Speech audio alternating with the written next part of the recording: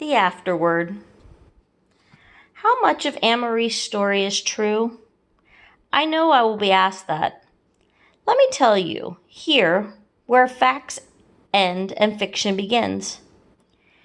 Anne-Marie Johansson is a child of my imagination, though she grew there from the stories told to me by my friend Annalise Platt, to whom this book is dedicated, who was herself a child in Copenhagen during the long years of the German occupation.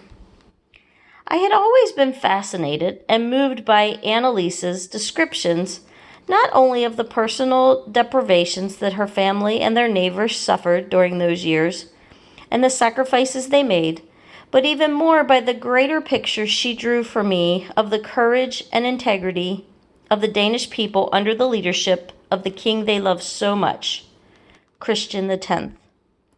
So I created little Anne-Marie and her family, set them down in Copenhagen apartment on the street where I have walked myself, and imagine their life there against the real events of 1943. Denmark surrendered to Germany in 1940. It is true. And it is true for the reasons that Papa explained to Anne-Marie. The country was small and undefended, with no army of any size. The people would have been destroyed had they tried to defend themselves against the huge German forces. So, surely with great sorrow, King Christian surrendered, and overnight the soldiers moved in. From then on, for 5 years, they occupied the country. Visible on almost every street corner, always armed and spit-shined, they controlled the newspapers, the rail system, the government, schools, and hospitals, and the day-to-day existence of the Danish people. But they never controlled King Christian. It is true that he rode alone on his horse from the palace every morning, unguarded, and greeted his people. And though it seems so charming as to be a flight of author's fancy, the story that Papa told Anne-Marie of the soldier who asked the Danish teenager, "Who is that man?" the story is recorded in one of the documents that still remains from that time. It is true that in August 1943, the Danes sank their own entire navy in Copenhagen harbor as the Germans approached to take over the ships for their own use.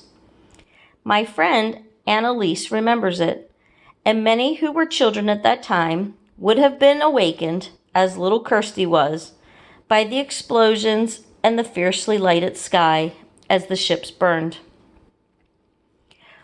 On the new year of the Jewish high holidays in 1943, those who gathered to worship in the synagogue in Copenhagen, as the fictional Rosens did, were warned by the rabbi that they were to be taken and relocated by the Germans.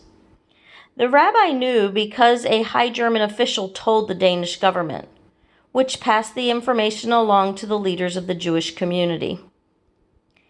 The name of the German was G.F. Duckwitz, and I hope that even today, so many years later, there are flowers on his grave, because he was a man of compassion and courage. And so, the Jews, all but a few who didn't believe the warning, fled the first raids.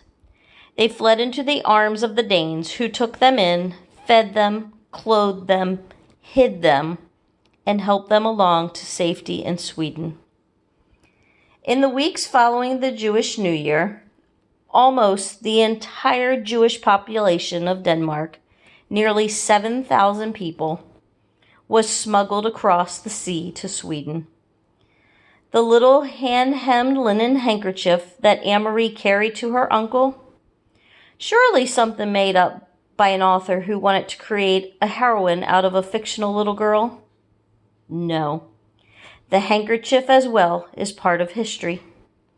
After the Nazis began to use police dogs to sniff out hidden passengers on fishing boats, Swedish scientists worked swiftly to prevent such detection. They created a powerful powder composed of dried rabbit's blood and cocaine. The blood attracted the dogs, and when they sniffed at it, the cocaine numbed their noses and destroyed temporarily their sense of smell. Almost every boat captain used such a pertinent handkerchief, and many lives were saved by the device. The secret operations that saved the Jews were orchestrated by the Danish resistance, which, like all resistance movements, was composed mainly of the very young and very brave.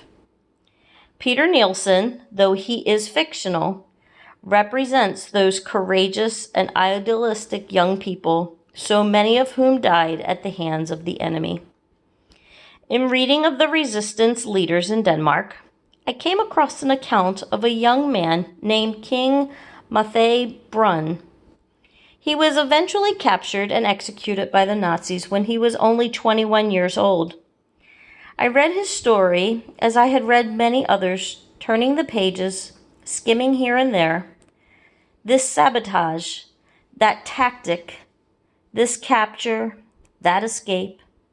After a while, even courage becomes routine to the reader. Then, quite unprepared, I turned the page and faced a photograph of Kim Mathai Brun. He wore a turtleneck sweater, and his thick, light hair was windblown. His eyes looked out at me, unwavering, on the page. Seeing him there, so terribly young, broke my heart. But seeing the quiet determination in his boyish eyes made me determined, too, to tell his story, and that of the Danish people who shared his dreams. So I would like to end with this paragraph written by that young man in a letter to his mother the night before he was put to death.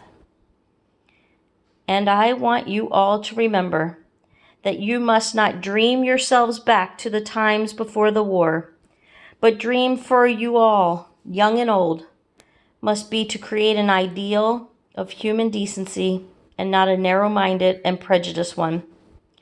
That is the great gift our country hungers for, something every little peasant boy can look forward to, and with the pleasure feel he is part of, something he can work and fight for. Surely that gift, the gift of a world of human decency, is the one that all countries hunger for still. I hope that this story of Denmark and its people will remind us that such a world is possible.